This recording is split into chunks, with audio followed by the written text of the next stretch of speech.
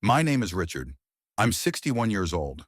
A carpenter by trade, I spent my life building things with my hands. I never went to college, never had any formal education. I didn't need it. From the time I was old enough to hold a hammer, I knew what I wanted to do. Work with wood, create something tangible, something lasting. When I was younger, I never gave much thought to my future beyond the immediate needs of survival. I learned on the job, honed my skills, and built up a reputation for being reliable. People in town knew me. I built porches, framed houses, fixed fences. Simple work, but it kept me busy and it kept food on the table. By my mid-30s, I had saved enough to buy a house. It wasn't anything grand, but it was ours. My wife Helen and I put down roots there, and for the next 30 years it was home. Helen and I have been married for 3 decades. 30 years. More than half my life. We've been through a lot together. She was always the practical one. I was the worker, the provider. She was the manager. She took care of everything else. Household bills, taxes, budgeting. I never questioned it. I trusted her completely. It wasn't that I didn't think about finances. It's just that I didn't have to. Helen was good with numbers, organized in ways I never could be. She had a natural knack for keeping everything in order, and it was easier for me to focus on my work when I knew she had everything under control. I remember early on, I made the decision to put everything we earned into one common fund. I figured it would be easier that way.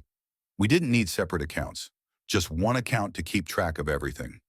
I trusted her to make the right decisions. She would take the money and I would bring it home, and together we'd make sure things ran smoothly. Over the years, I never once questioned how things were being spent. Every paycheck went straight to that account. She always seemed to know exactly what needed to be done. She'd pay the bills, put some away for savings, and handle any unexpected costs. Whenever I asked about something, she'd explain it to me. "Don't worry about it, Richard. I've got it covered," she would say. And that was enough for me. Helen was always the one who took care of the numbers. It was a job she seemed born to do. I focused on what I did best, working with my hands. It was a simple understanding we had. I'd bring in the money and she'd manage it. No complaints. It worked until it didn't. I wasn't a man who cared much for luxury. I didn't need much to be happy. A cold beer on a summer evening, a good meal, and the company of my wife and children. That was enough for me. I wasn't one to spend frivolously, and I certainly never had any desire to have a lot of stuff. My world was built on things I could touch, things I could build. Money was just a tool, one that I used to support my family. Helen, on the other hand, enjoyed the finer things in life. A nice meal out every now and then, a weekend trip here and there, a new dress or a fancy handbag when she felt the urge. I didn't mind. She worked hard too, in her own way, taking care of the home and family. She deserved to enjoy the fruits of our labor. But somewhere along the way, something changed. I didn't know it then, but there was a shift. Slowly, the balance we had established began to tip. The trust I had placed in Helen, in our shared understanding of finances, started to crumble without me noticing. I was so focused on my work, so content in the life we had built, that I didn't see the small cracks forming in the foundation. Looking back now, I realize how naive I was. It wasn't that Helen ever gave me any reason to doubt her. She was always kind, always there when I needed her. But somewhere in the years that followed, she began to see things differently. What had once been a partnership of equals became a game of secrets. Secrets I wasn't privy to, secrets that would change everything. I never thought to question the balance of power in our household. After all, everything was fine. We had a roof over our heads, food on the table, and our kids were healthy. What else could I ask for? But that's where it all started to unravel. It was a Thursday afternoon when I first noticed something was off. I had met up with an old friend of mine, Greg, at a local diner. We hadn't seen each other in years, but we had worked together once on a construction site back when we were in our 20s. Greg had moved out of town, but he was back visiting family, and we decided to catch up over lunch. We talked about the old days, the good and bad jobs we'd worked on, and how life had changed for both of us. We talked about our families, too. Greg was always a bit of a talker, so I didn't mind listening while he went on about his kids and his wife. But when the conversation turned to finances, that's when things got interesting. or unsettling as it turned out. You and Helen are doing well, right? Greg asked with a knowing look. I mean, I hear things are going smoothly with your family. I smiled. Yeah, everything's fine. You know how it is. Been married 30 years. Same old routine. Greg nodded but then seemed to hesitate for a moment as if weighing something in his mind. Finally, he leaned in a little closer. I don't mean to pry, Richard, but I heard from a mutual friend that you're doing pretty well financially. He said you spend, what, about $5,000 a month? That sound right? I was taken aback. I hadn't mentioned any specifics about our finances to anyone, certainly not Greg. For a moment, I thought maybe I had misunderstood, or that Greg was just joking. But the more I thought about it, the more uneasy I became. $5,000? I repeated, my brow furrowing. I don't think so. I mean, we don't really track those kinds of numbers. I bring in the money, and Helen manages things. I trust her to make sure we're good. Greg didn't seem to find that surprising. He just nodded thoughtfully. Right. I get that. But it's a pretty high number. You sure everything's as it seems? I laughed it off. Yeah, Greg, everything's fine. We're just living our life. But his comment had planted a seed of doubt. The conversation moved on, but I couldn't shake the nagging feeling that something wasn't adding up. $5,000 a month? I had never heard that figure before, and it seemed high. The more I thought about it, the more it bothered me. Later that evening, I went home and sat down at the kitchen table. Helen was reading a book, as usual, and the house was quiet. I didn't want to jump to conclusions, but I had to ask. Helen, I began, keeping my tone neutral, do you know how much we're spending a month? She didn't look up from her book. Oh, I don't keep track of every penny, but I make sure we're on budget. Why? I felt the heat rising in my chest. The conversation with Greg replayed in my mind. The figure he had mentioned, $5,000, was now echoing in my head.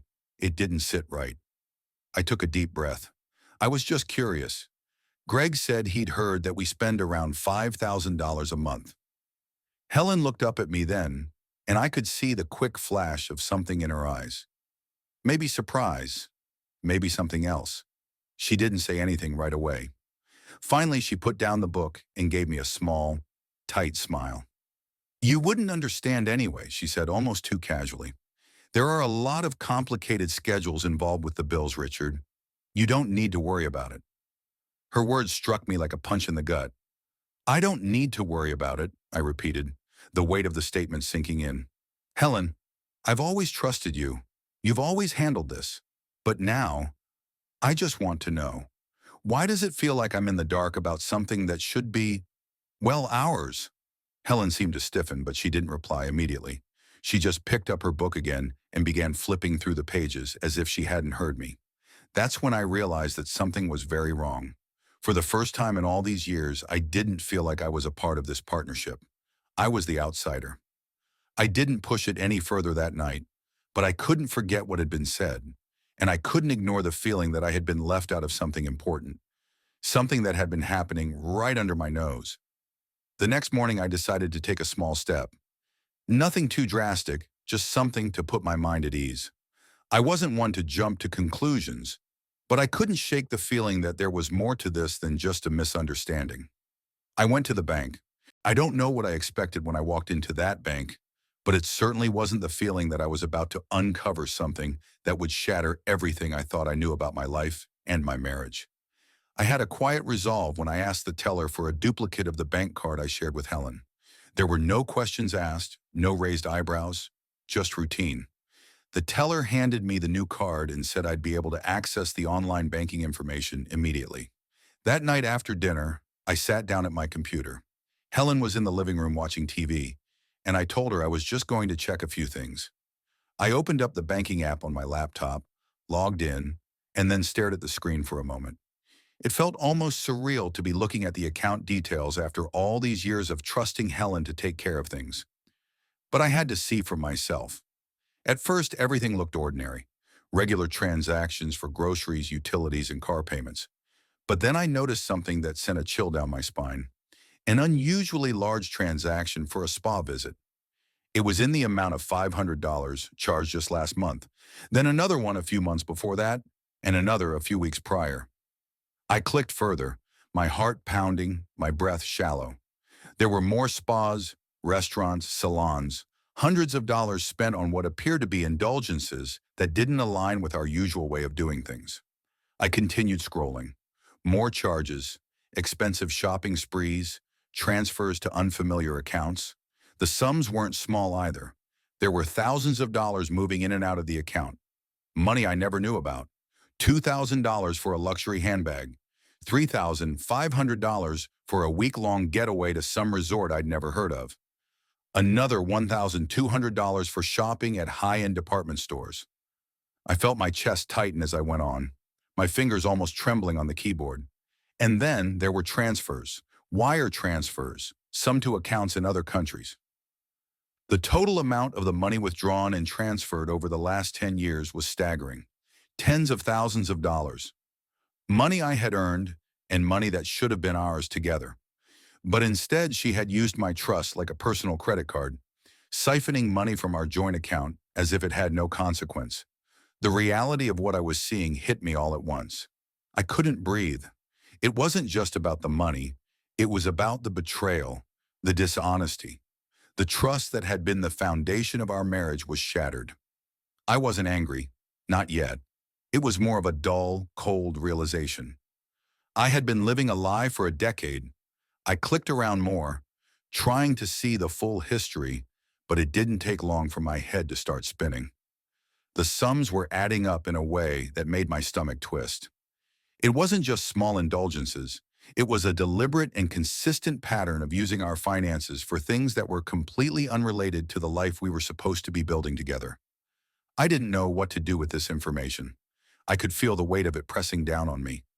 I didn't want to confront Helen just yet, not until I had more answers. The image of her sitting in the living room, so casually reading her book, now seemed like a mask over something far darker. The next morning, I took a step back.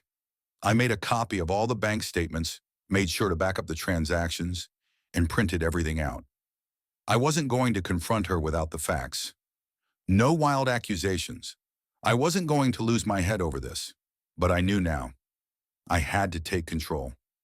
I spent the next couple of days in silence, watching and waiting. I watched Helen as she moved through the house, acting as if nothing was wrong.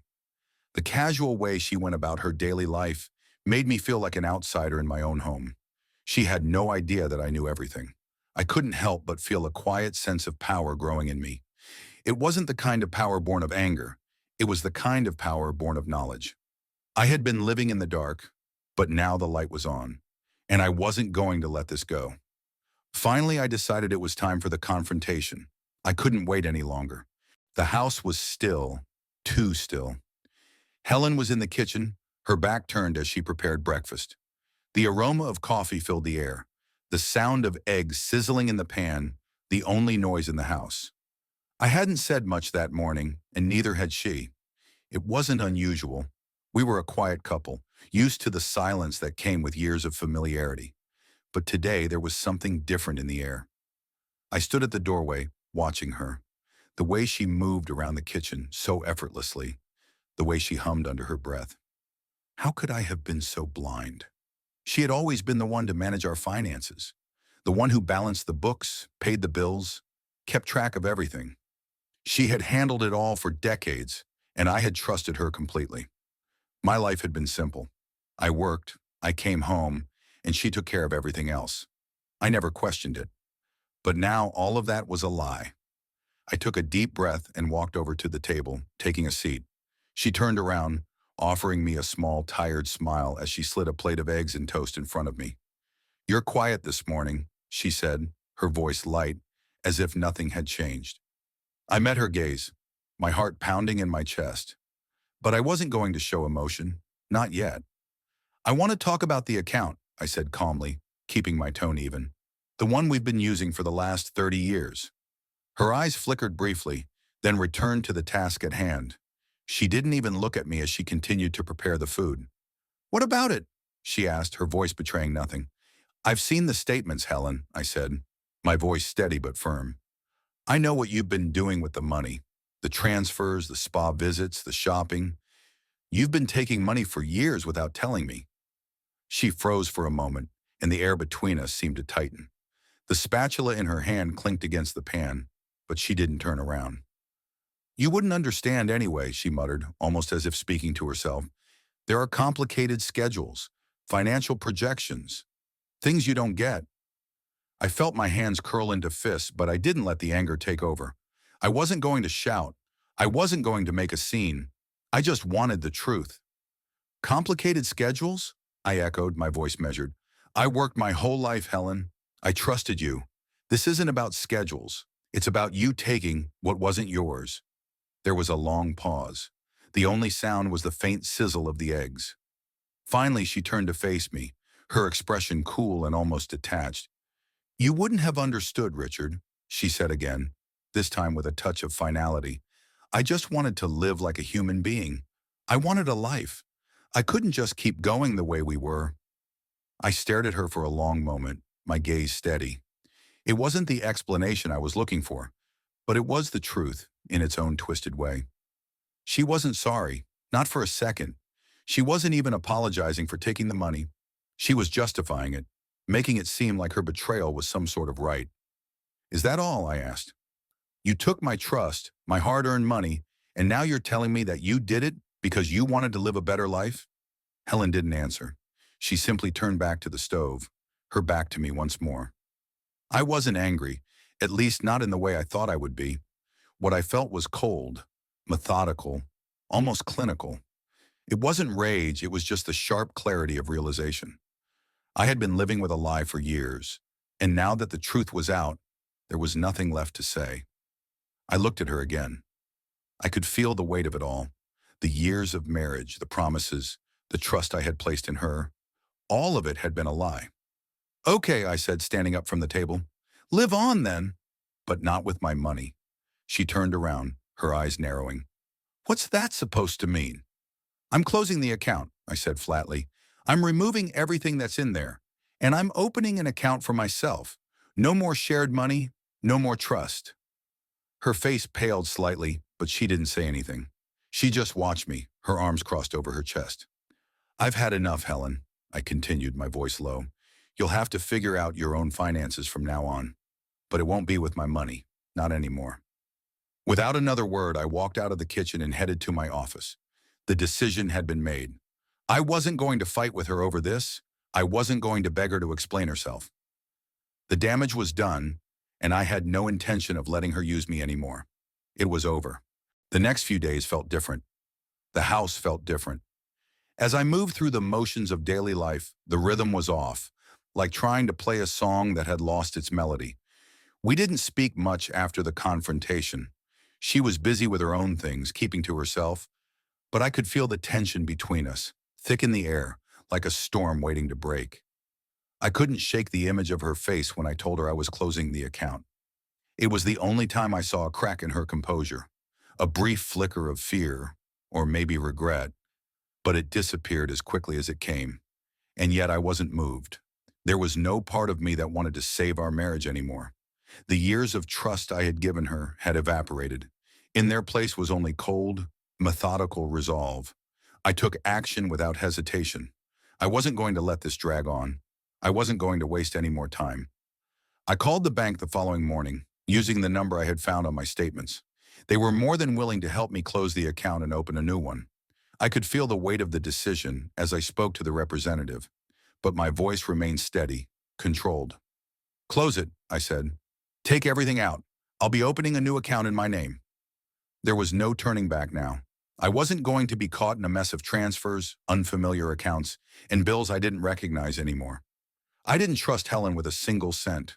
The money that had been ours was now something entirely different. It was mine, and I wasn't going to let her take a single penny more. It wasn't just the money, though. It was the principle. I had worked hard for everything we had. I had sacrificed for this family, and she had taken it all for granted. But the more I thought about it, the more I realized that she hadn't just been taking money. She'd been taking control. The house, the business, the decisions about the future. It had all been in her hands while I blindly trusted her to do what was right. And now it was time to take that control back. After I hung up with the bank, I didn't waste any time. I walked straight to my office and sat down. I opened the files I had kept over the years. Documents, records, contracts, everything that connected me to the work I'd done, the projects I'd built, the people I'd met. It was all there, stacked neatly in binders. I had kept everything, just in case. I made sure everything was in order. And then I drafted the papers. Divorce papers. Helen had made it clear that she wasn't going to offer any apology. She wasn't going to make this easy for me. She didn't even see what she'd done as wrong. But I wasn't going to let her walk away with everything, like she thought she would. It was time for me to take the next step. I contacted a lawyer, one I'd worked with before for some business dealings, and we set up an appointment. I told him everything, about the account, about the betrayal, about how I'd been kept in the dark for so long. He listened, taking notes, his expression thoughtful, but never judgmental.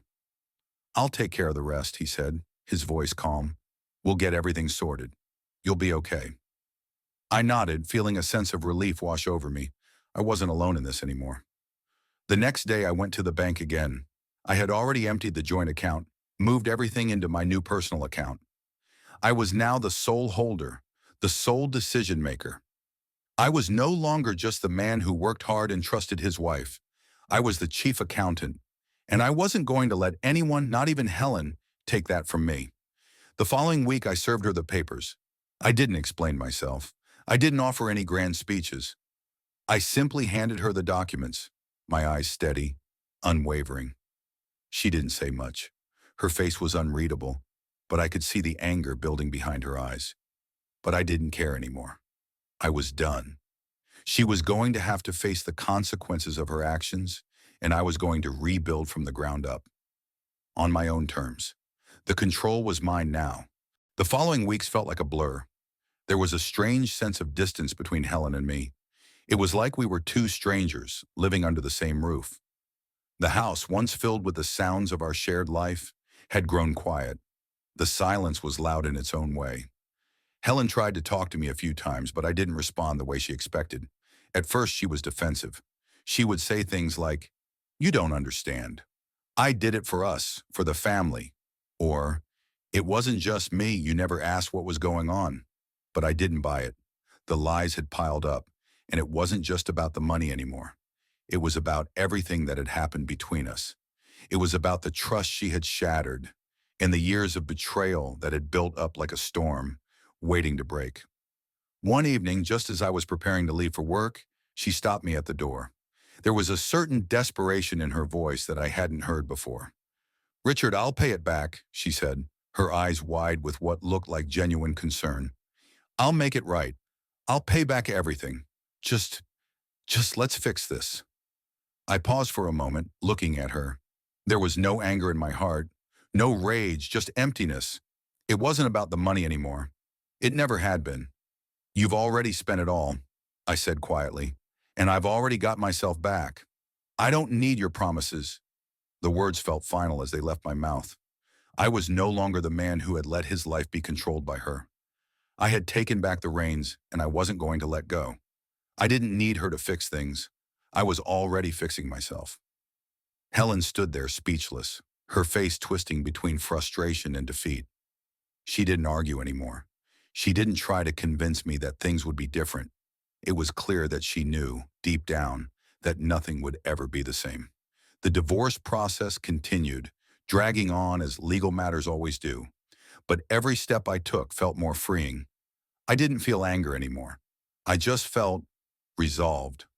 My lawyer was efficient, ensuring that everything was handled fairly, making sure the assets were divided properly. He worked with the bank, getting the details of the transactions from the account Helen had used without my knowledge, and I began to see the extent of her spending. The judge awarded me full control over the assets. It was a small victory, but it was mine. The division wasn't complicated. There was no fight, no arguments in court. It was straightforward, because there was nothing for Helen to claim anymore. She had taken her share long ago. At one point, when we were finalizing the papers, Helen's lawyer tried to argue for a more favorable settlement for her. But my lawyer shut it down immediately, pointing to the facts. How she had taken money from our joint account for years without permission, how she had hidden it from me, and how she had misused my trust. The court couldn't ignore that. I was awarded everything: the house, the business, and more importantly, the control. She left with nothing but the bitter taste of her own mistakes, and I walked away with my dignity intact.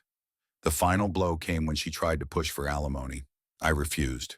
She had betrayed me once, and I wouldn't allow her to take anything more from me, even if it meant leaving her with nothing. The judge sided with me, and just like that, Helen was out of my life. When it was all over, I couldn't help but feel a strange sense of calm. It wasn't joy or relief, but peace. For the first time in years, I felt like I could breathe again. I never saw her again after that day. She moved out of the house and I took the time to adjust. The place was quiet now, but in the silence I found clarity. I wasn't angry. I wasn't bitter. I was simply moving forward, and I was doing it on my own terms. The world felt different, lighter somehow. I had my life back, my control. The only thing that mattered now was my own peace of mind, and I was going to protect it at all costs. I was no longer the man who had been blindly trusting, the man who had been taken advantage of. Now I was my own accountant, and that meant never again allowing someone to take what was mine. My future was in my hands. The weeks after the divorce were a strange mix of calm and reflection. My life, once consumed by the chaotic dynamics of a marriage built on misplaced trust, was now entirely in my control. I woke up every morning without the weight of uncertainty hanging over me. The house was quieter, but in the quiet I found a peace I hadn't known in years. I set up a new routine. The mornings were spent tending to my work in the shop, restoring old furniture, creating new pieces, doing what I had always loved. It was simple, honest work, but it gave me satisfaction. It reminded me of who I was before Helen's money started clouding my judgment, before the financial strain began to consume everything. I'd always been a carpenter, and that was my identity. I didn't need anything else. The quiet hum of the shop, the scent of freshly cut wood, the sound of the saw blade cutting through, it was grounding. It reminded me that the most important things in life don't come with a price tag. The first thing I did after the divorce was change my bank account. I opened a new one in my name alone, with no shared access, no passwords known by anyone else. I took control over every transaction, no more relying on anyone else to manage my money or trust them with what I had earned. I got a new credit card too. No more joint accounts, no more shared resources. Everything was now separate, mine and mine alone. My expenses were simple and straightforward. My numbers were honest. My spending was accountable. It felt good not to have to justify a single cent. The first month after everything settled, I took a look at my finances. The money I had left was enough to live comfortably, but it was more than just the sum of my accounts. It was the first time in years that I could look at my bank statements without feeling a knot in my stomach, without wondering if my wife had been siphoning off funds from somewhere. Helen's absence was felt most acutely when I had to make the simple decisions. Decisions I had left to her for so long. Whether to call a plumber or order groceries, whether to buy new tools or repair the ones I already had. All these little tasks, the mundane ones that I had let slide for years, I now took full responsibility for.